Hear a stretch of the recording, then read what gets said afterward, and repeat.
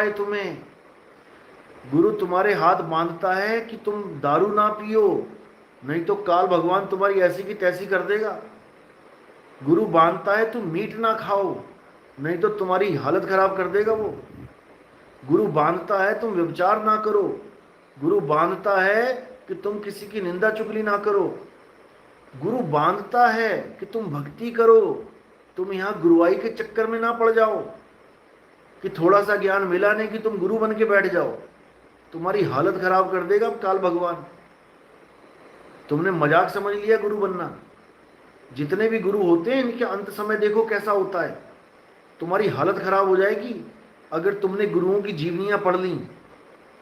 जितने भी ये गुरु हैं, जितने भी, एक बार देखो अंत कैसा हो रहा है, लग जाएगा पता तुम्हें।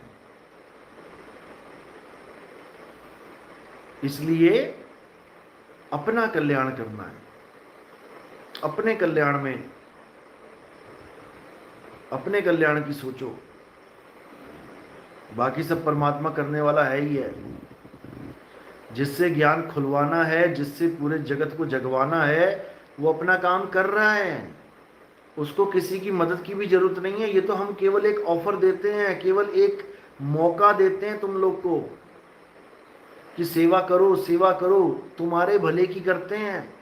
तुम्हारी कमाई का थोड़ा सा अंश अगर सेवा में लग जाए तो तुम्हें नहीं पता कि उसी अंश से परमात्मा क्या से क्या कर देता है। उसको मौका तो मिलना चाहिए ना कि तुम्हारी मदद करे। तुम्हारा थोड़ा सा भी अगर कमाई का अंश लगता है तो वो उससे बरकत करता है। तो परमात्मा बहुत कुछ करता है, लेकिन हम ही नहीं समझ पाते। सतगुरु की सेवा सफल है जे को करे चितलाए। सतगुरु की सेवा कैसे करोगे? परमात्मा को देखा नहीं, उसकी सेवा कैसे करोगे? एक ही सेवा है।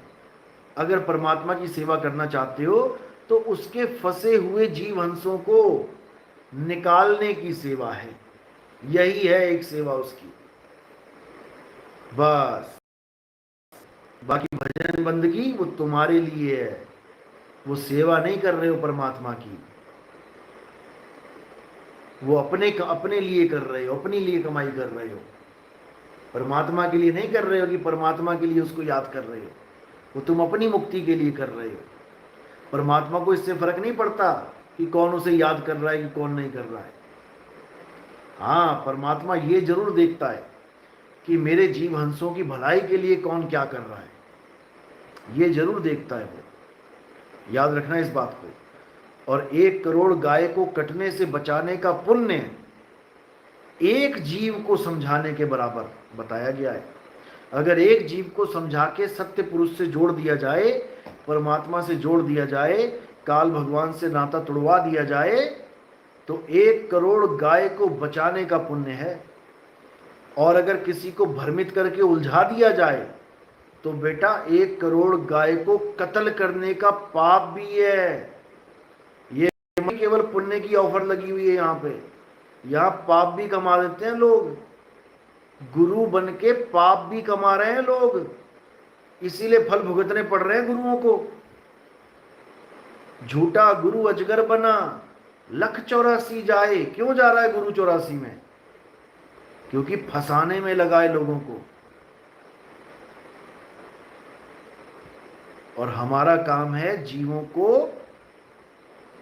निकालना, फंसाना नहीं कि हम यहां फंसा रहे हैं किसी को।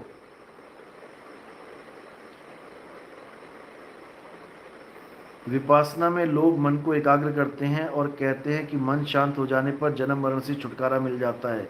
क्या ये सत्य है? ये महाझूठ है।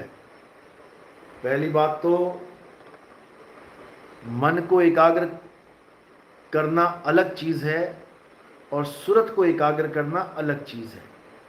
मुक्ति होती है सुरत को एकाग्र करने से। सुरत को निरत करना पड़ता है। निरत किस में करना पड़ेगा? शब्द में।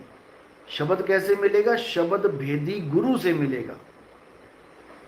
शब्द भेदी गुरु तुम्हें शब्द की साधना करना सिखाएगा।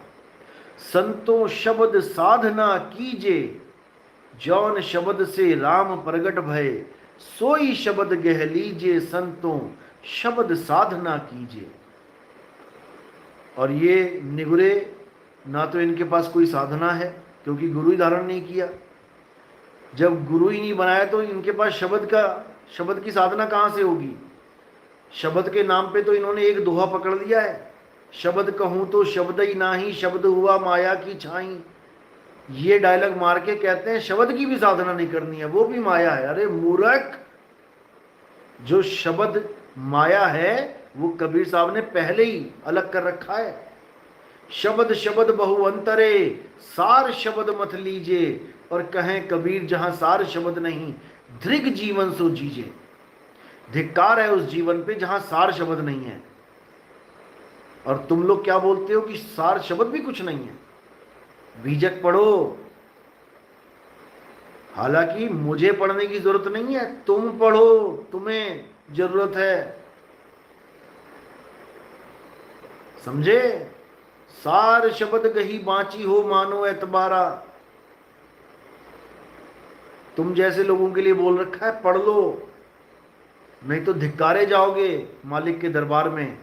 धक्के अलग पड़ेंगे, 84 अलग मिलेगी, बीमारियां अलग लगेंगी, नानी याद आ जाएगी, सारी गुरुवाई धरी की धरी रह जाएगी तुम्हारी। सुधर जाओ, सुधर जाओ, बार बार समझा रहा हूं।